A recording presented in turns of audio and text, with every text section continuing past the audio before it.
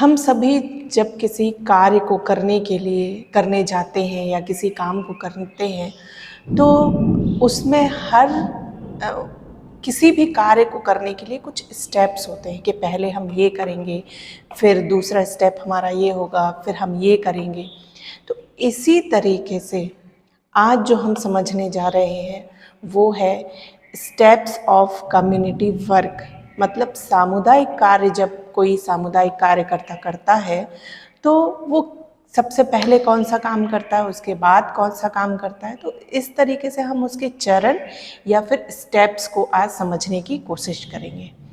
तो सामुदायिक कार्य करते समय जो सबसे पहले जो काम किया जाता है या जो सबसे पहले स्टेप लिया जाता है वो है अवलोकन तथा स्वीकृति प्राप्त करना, यानी कि ऑब्जर्वेशन एंड गेटिंग अप्रूवल। तो अवलोकन, जैसे हम किसी समुदाय के लिए कार्य करते हैं तो हमें वहाँ उस समुदाय की संस्कृति, उस समुदाय की सभ्यता के बारे में अवलोकन करना है। उनकी संस्कृति, उनकी सभ्यता को देखना है, उनकी संस्कृति, उनकी सभ्यता को जीना है, उसकी स्वीकृति देना है, उसको स्वीकार करना है। जिस तरीके का वो समुदाय है उस तरीके से हमको उसको स्वीकार करना है, उनके एरियाज़ को समझना है, उनकी संस्कृति में हमें सहभागिता देना है। मतलब कि हमें अवलोकन करना है पूरी तरीके से उसकी समुदाय की अंतःक्रिया करके, समुदाय के सदस्यों का इंटरेक्शन करके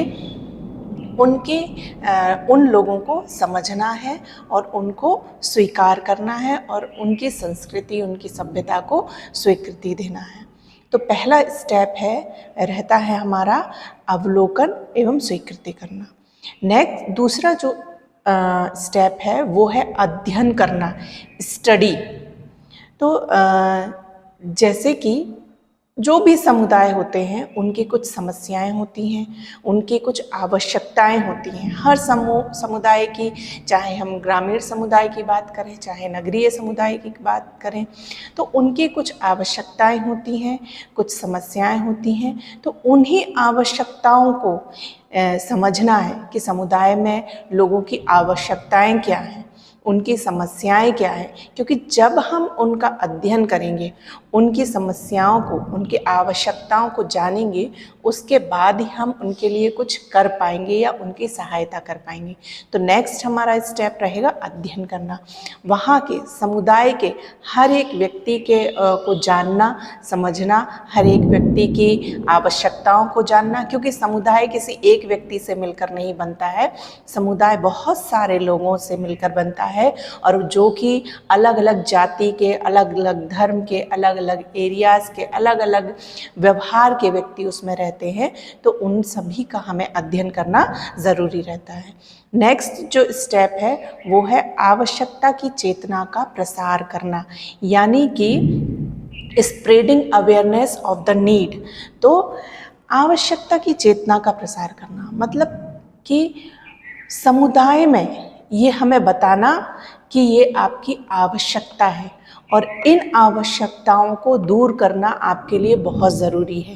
क्योंकि कई बार देखते हैं कि लोगों को लगता है कि हाँ ये हमारी आवश्यकता है, हमारी नीड है, ये पूरी होनी चाहिए, लेकिन उसके लिए कोई प्रयास नहीं करते हैं। तो उनमें ये चेतना जागृत करना या अवेयरनेस लाना कि भाई ये आपकी आवश्यकता है, ये आपकी ज़रूरत है और इसकी पूर्ति करना आपको बहुत ज़रूरी है।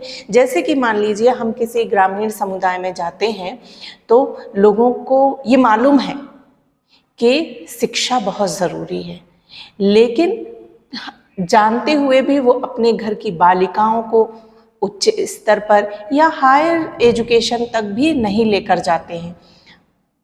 तो ये उनको आवश्यकताओं के बारे में बताना और उनकी पूर्ति के लिए उनको जागृत करना, उनको अवेयर करना, ये हमारा नेक्स्ट स्टेप रहेगा। नेक्स्ट स्टेप है संगठन की रचना करना, ऑर्गेनाइजेशन क्रिएशन। यानी कि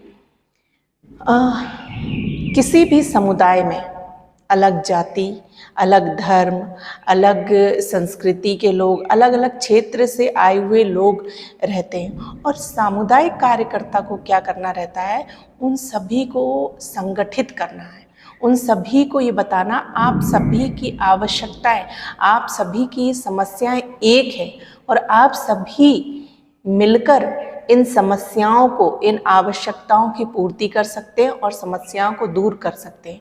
तो उनको संगठित बनाना, क्योंकि लोग बिखरे हुए हैं, अलग अलग हैं, तो उनको एक जगह लाकर संगठित करना, ये हमारा नेक्स्ट स्टेप रहेगा। क्योंकि अगर लोग संगठित ही नहीं रहेंगे तो उद्देश्यों में या हम समुदाय के लिए जो काम करने जा रहे हैं उसकी पूर्ति ही नहीं हो पाएगी।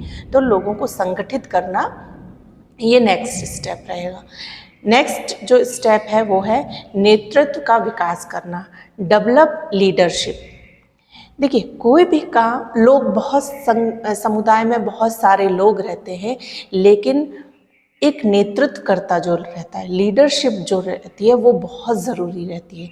तो जब समुदाय कार्य करते हैं तो हमें लीडरशिप क्रिएट करना, लीडरशिप डेवलप करना, ये बहुत ज़रूरी होता है कि समुदाय में कोई एक व्यक्ति ऐसा रहे जो पूरे लोगों को लेकर चले और पूरे लोगों को समझाए, अवेयर करे और उनको विकास के कार्यक्रमों के बारे में बताए। क्योंकि क्या होता है कि जब सामुदायिक कार्य करने हम जाते हैं तो कई बार बाहर का जो व्यक्ति रहता है उसको लोग समझते नहीं हैं, समझ नहीं पाते, वो बाहर का व्यक्ति होता है, उससे ज़्यादा इजीली वो अपने ही बीच के व्यक्तियों की बातों को ज़्यादा अच्छे से समझ पाता है। तो एक ऐसा व्यक्ति उनके बीच का होना बहुत ज़रूरी होता है जो नेतृत्व करे, जो लीडरशिप करे, जो समुदाय को आगे लेके जाए, जो इनिशिएटिव ले। तो इस तरीके से नेतृत्व का विकास करना भी बहुत ज़रूरी होता है। और नेक्स्ट स्टेप यही होता है कि लोगों, समुदाय में नेतृत्व का विकास किया जाए। इसके बाद स्टेप आता है कल्याणकारी योजना एवं कार्यक्रम तैयार करना।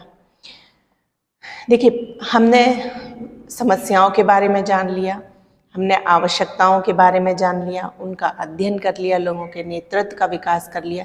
इसके बाद सामुदायिक कार्यकर्ता जो काम करता है वो है कल्याणकारी योजनाओं का निर्माण करना और कार्यक्रमों को तैयार करना, जिससे कि उनका भला हो सके, उनका हित हो सके। क्योंकि लोगों की, समुदाय की आवश्यकता है, उसके अनुसार योजनाओं का निर्माण किया जाता है, उसमें लोगों की सहभागिता ली जाती है, समुदाय के जो लोग ही हैं उन्हीं से सुझाव लिया जाता है, उनसे विचार विमर्श किया जाता है, उसके बाद कार्यक्रमों का निर्माण किया जाता है और कार्यक्रम तैयार किए जाते हैं।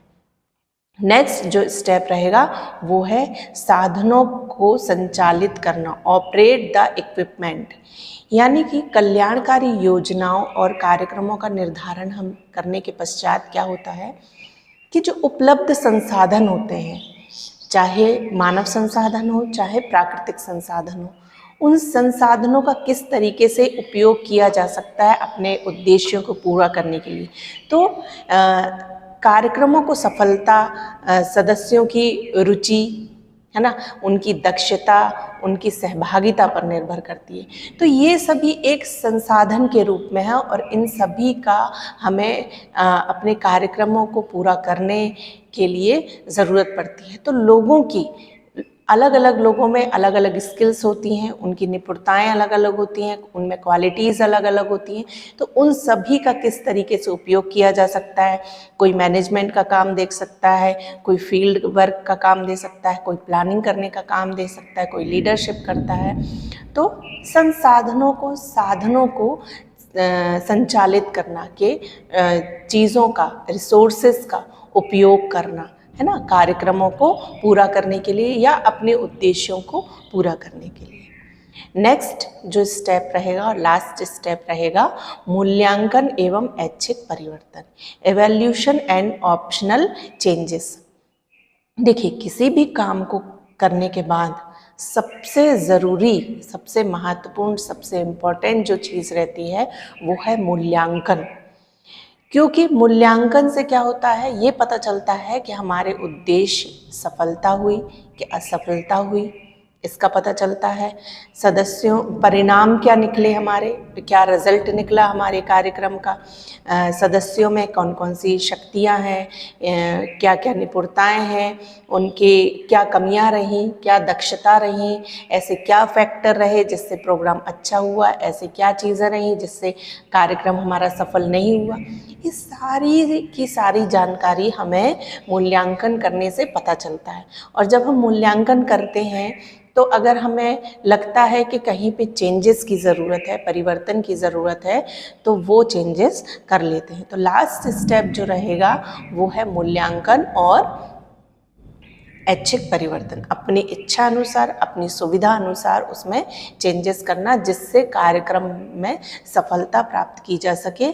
इसके साथ ही मूल्यांकन करने से क्या होता है, हम आगे जो कार्यक्रम तैयार करते हैं उसकी रूपरेखा तैयार करने में, उसको इम्प्लीमेंटेशन करने में बहुत हेल्प मिलती है कि हमारे पुराने पहले जो हमने किया था उसमें क्या कमियां रह गई, किस वजह से वो सफल हुआ, किस वजह से वो असफल हुआ।